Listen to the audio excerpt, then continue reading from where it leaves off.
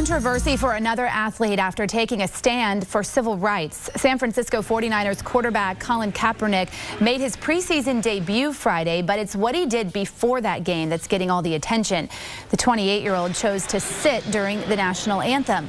He also sat during the anthem for the first two preseason games when he wasn't in uniform. Kaepernick says he did it to take a stand for civil rights and draw attention to racial issues in America.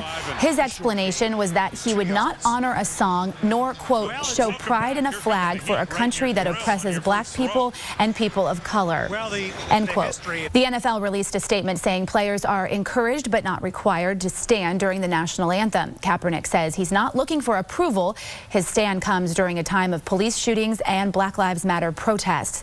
So is he a modern civil rights leader or anti-American? That's our topic this half hour, and we want to hear from you on our Fox 26 Facebook page. You can also weigh in on Twitter. Just use the hashtag Fox26 for life. Joining us live in the newsroom again is our panel, led by our senior legal analyst, Chris Tritico, Democratic media consultant, Mustafa Tamiz, and Republican strategist and public policy analyst, Jackie Valley. All right, a lot of reaction all over social media. We'll get to some of that in a bit, but y'all take it away now. You know, being decades older than everybody in this newsroom, I remember in 1968 when this first happened, and this is Colin Kaepernick, certainly not the first athlete to do this and won't be the last.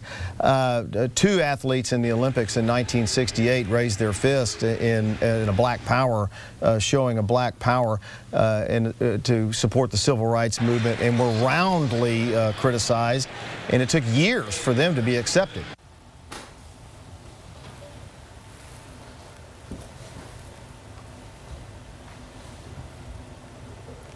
And so is it anti-American, or is Colin Kaepernick saying, wait a minute, this country is not paying attention to what's happening to minorities? Definitely anti-American, because he was very clear when he made his statements. He said, I am not proud of this country. This country represents, in his opinion, bigotry.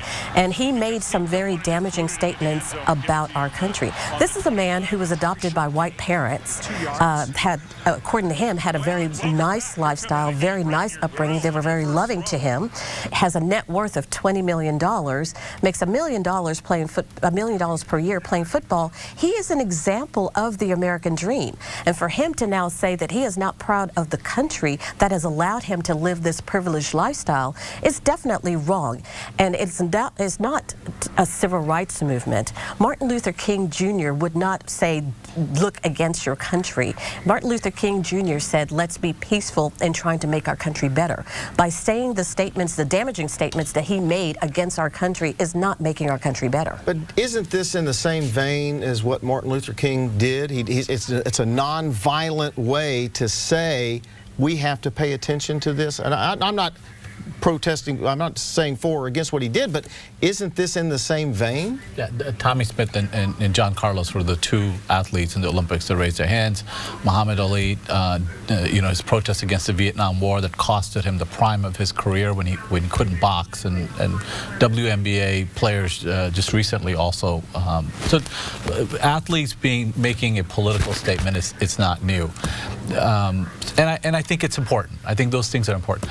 For some reason in my life now, it just doesn't feel right anymore, disrespecting the flag or the national anthem.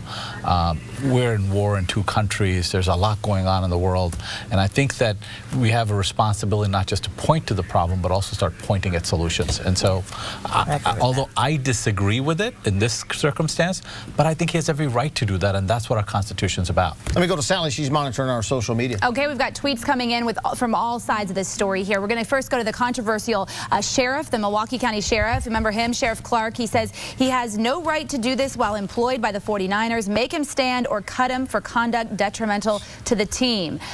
Joe Kasner says totally support his right to do this, but there are better ways to express displeasure with a subset of America.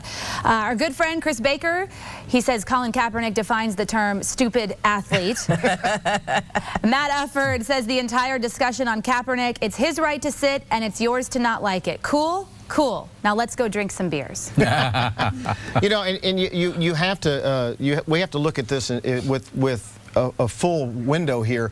The NFL doesn't ban this conduct. They say you can stand or not stand. That's their policy. And you have to add the First Amendment in here. The First Amendment of the United States Constitution gives us the right to protest against our government. Well, I didn't say that he didn't have the right to do it. He has the right to do it. People have the right to be stupid all the time.